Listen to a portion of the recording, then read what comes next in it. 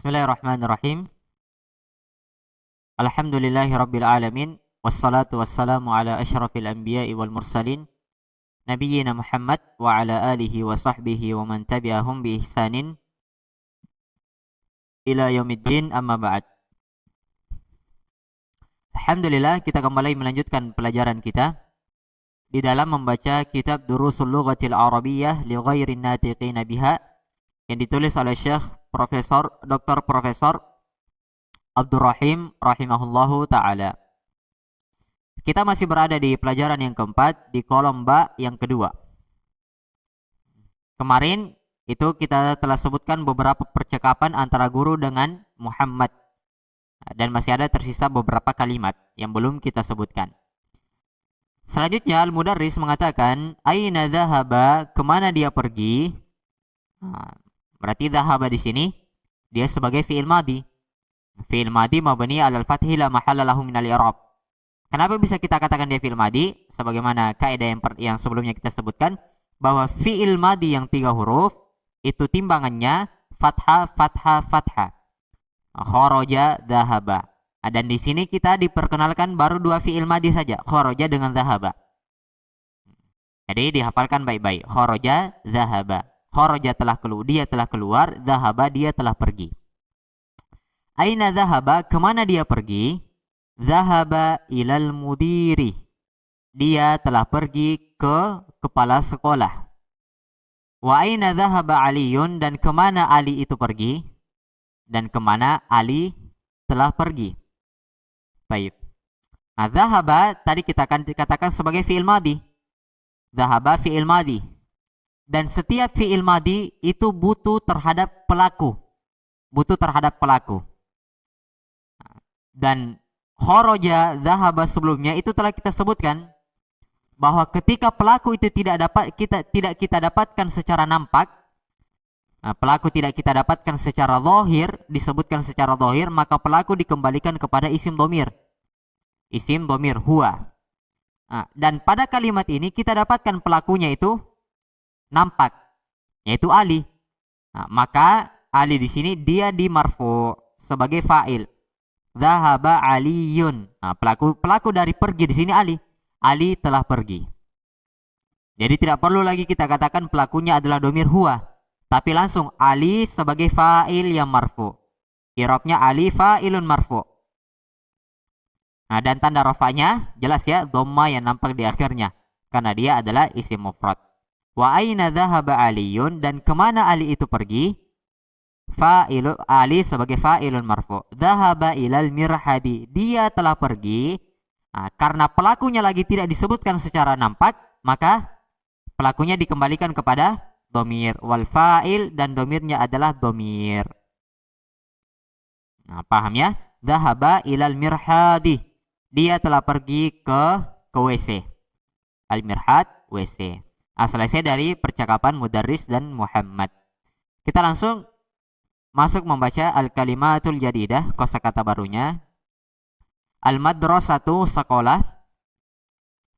Jadi bedakan ya madrasah dengan mudarris. Itu sama-sama kalimatnya, katanya madaro dengan sa. Madrasatu, sekolah. Al-faslu, kelas. Al-hammamu, kamar mandi. Al-mirhadu, WC. Jadi di dalam bahasa Arab itu dibedakan antara kamar mandi dengan WC. Hammamu, kamar mandi, mirhadu, WC. Al-matbahu, dapur. Al-ghurfatu, kamar.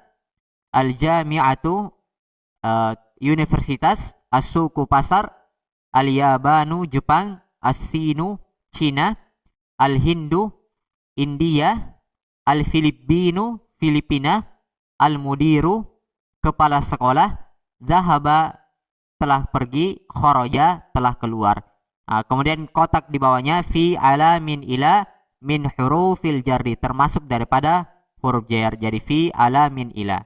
Berarti di sini dikenalkan kepada kita 4 huruf jar, fi ala min dengan ila. Selesai dari pelajaran yang keempat. Kita masuk di pelajaran selanjutnya, ad-darsul khamis. Pelajaran yang kelima. Pelajaran yang kelima. Baik. Di sini ada lagi percakapan antara Said Yasir dengan Ali. Percakapan antara 3 orang. Kita langsung membaca percakapannya. Said mengatakan, Akitabu Muhammadin hada ya Yasiru. Akitabu Muhammadin hada ya Yasiru. Apakah kitabnya Muhammad ini, wahai Yasir? Apakah kitabnya Muhammad ini, wahai Yasir? Baik. Nah, sekarang kita masuk di pembahasan i'rabnya. Hamzah sebagai harful istifham, huruf untuk digunakan bertanya. Dan huruf sekali lagi tidak punya kedudukan di dalam i'rab, sehingga tidak boleh kita katakan mubtada, khobar, fa'il dan semisalnya. Dia sebagai huruf istifham mabni la mahalla lahu minal i'rab, tidak punya kedudukan di dalam i'rab.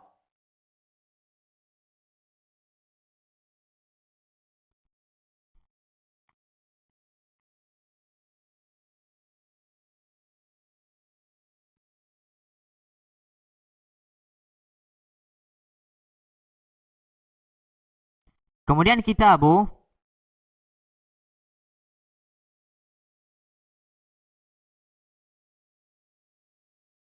dia sebagai mubtada.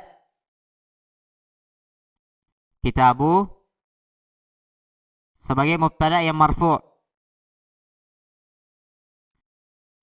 Mubtada marfu' dan tanda rafa'nya adalah dhamma yang nampak di akhirnya, li'annahu min ismil mufrad, karena dia adalah isim mufrad. Baik. Dan di sini ada faedah yang akan kita tambahkan.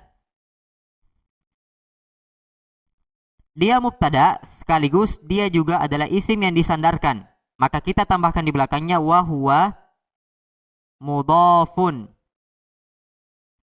Dan kitabu ini dia adalah isim yang disandarkan atau disebut sebagai mudhaf. Dia disebut sebagai mudhaf, isim yang disandarkan. Dan pembahasan isim yang disandarkan ini itu sudah kita bahas di pembahasan majrurat di pelajaran nahwu, isim-isim yang majrur. Nah, salah satu keadaan isim yang majrur ketika dia disandari. Ketika dia disandari, maka kitabu di sini dia sandar.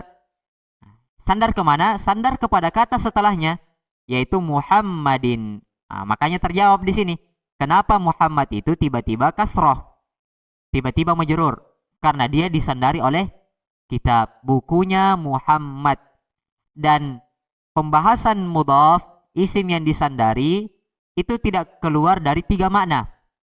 Apakah dia bermakna milik, ataukah dia bermakna dari, ataukah dia bermakna di dalam. Milik, dari, atau di. Dan di sini itu bermakna li atau milik.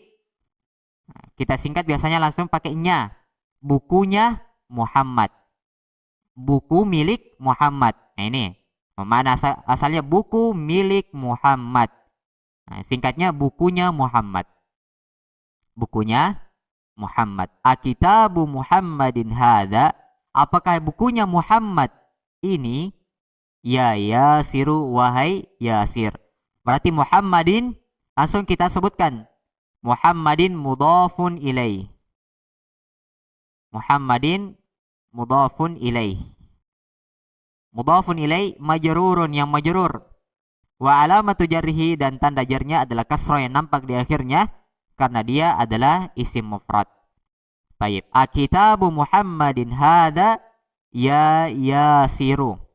Kemudian hada, apakah bukunya Muhammad ini, wahai Yasir? Hada isim isyarah mabni alal fathi fi mahalli raf'in, fi mahalli raf'in sebagai khobar daripada kitab.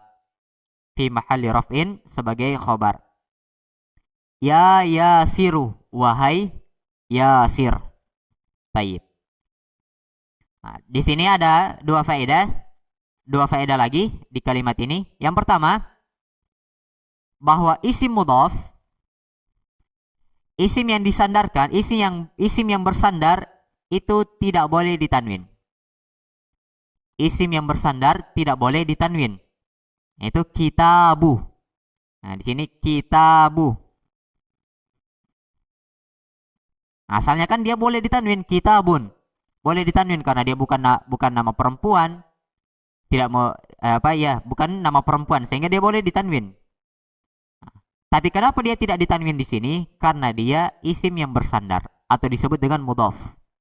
Jadi ketika kata itu mudhaf disandarkan maka dia tidak boleh ditanwin. Kitabu Muhammadin, bukunya Muhammad. Nah, itu yang pertama. Kemudian yang kedua, kata Yasiru. Nama orang yang satu kata, nama orang yang terdiri dari satu kata, nama orang yang terdiri dari satu kata yang didahului oleh huruf panggilan, iya. Huruf panggilan, iya. Maka dia juga tidak boleh ditanwin. Nah, kalau kita panggil misalnya nama orang dan namanya itu satu kata, maka namanya tidak boleh ditanwin. Ya Yasiru, ya Muhammadu. Nah, tidak boleh ditanwin. Ya Hamidu. Dan seterusnya. Dari nama-nama orang yang satu kata. Baik. Nah, kemudian setelahnya insya Allah kita akan lanjutkan di pertemuan berikutnya. Subhanakallahumma bihamdik, asyhadu an la ilaha illa anta, astaghfiruka wa atubu ilaik.